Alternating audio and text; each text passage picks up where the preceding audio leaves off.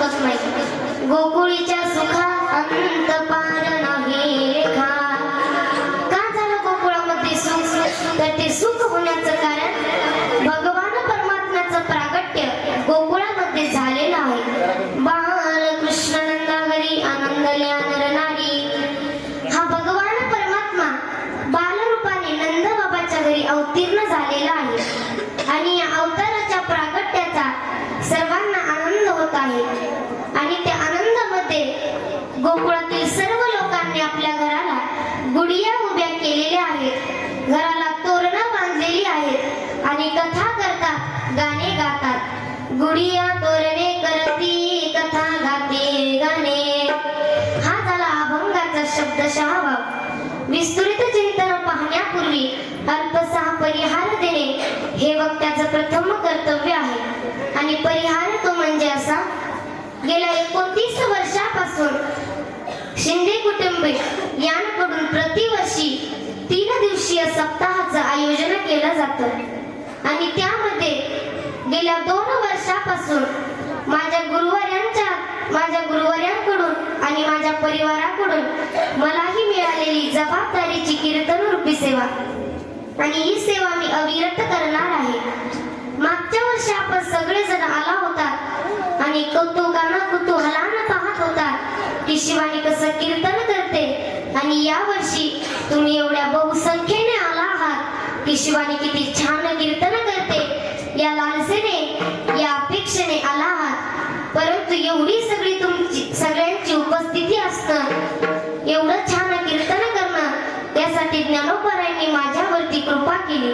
संत कृपा झाली इमारत फळाली, ज्ञानदेव रचिला पाया उभारिले देवलया। विश्वमाऊली ज्ञानोबारायांचा पालखी सोहळा 2025 हा माझ्या जीवनामध्ये अविस्मरणीय क्रांती करून गेला आणि त्यासाठी मला जे माध्यम मिळालं ते म्हणजे माझी संस्था राजमाता मुलींची वारकरी शिक्षण संस्था आणि दुसरी गुरुवर्यांची आज्ञा आणि ज्ञानोबारायांची कृपा।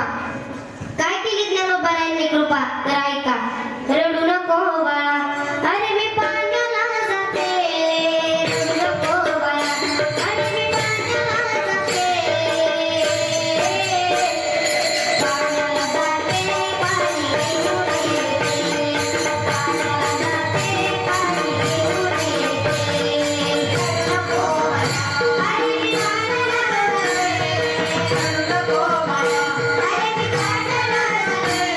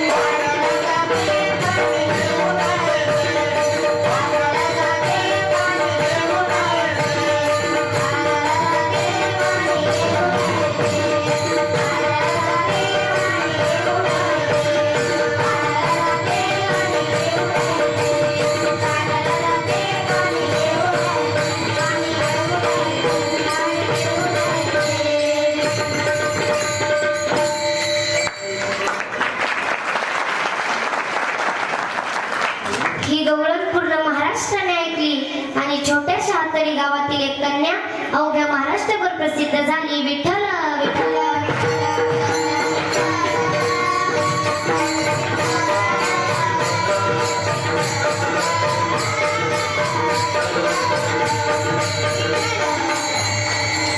आणि त्याचा स्वरूप की आपण एवढ्या बहुसंख्येने आला आहात म्हणून तुम्हा सर्वांच्या चरणावरती प्रणिपात करते.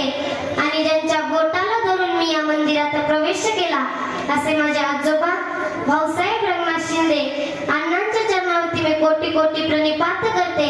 आणि परमार्थाच्या वाटेवरती चालत असताना एवढं मोलाचं मार्गदर्शन असे माझे पूज्य पिता श्री रामदास भाऊसाहेब शिंदे व त्याचबरोबर शिवदास भाऊसाहेब शिंदे परमार्थाच्या वाटेवरती चालत असताना अनेक छोट्या मोठ्या गोष्टींचा अनुभव देणारे येणारे प्रत्येक समस्येवर समाधान करणारे अध्यात्म ज्ञानाचे बाळकडू पाजणारे माझे गुरुजी हरिभक्त पारायण संत कथाकार श्री सुदाम महाराज इंगे व माझ्या गुरुवर्या हरिभक्त पारायण गायनाचार्य सौ स्वरांजलीताई हिंगे माझ्या समवेत आलेल्या महाराष्ट्रातील कीर्तिख्यात असणाऱ्या माझ्या सर्व ताई त्यामध्ये भक्तिताई असतील परिताई असतील प्रणालीताई असतील रिद्धिताई असतील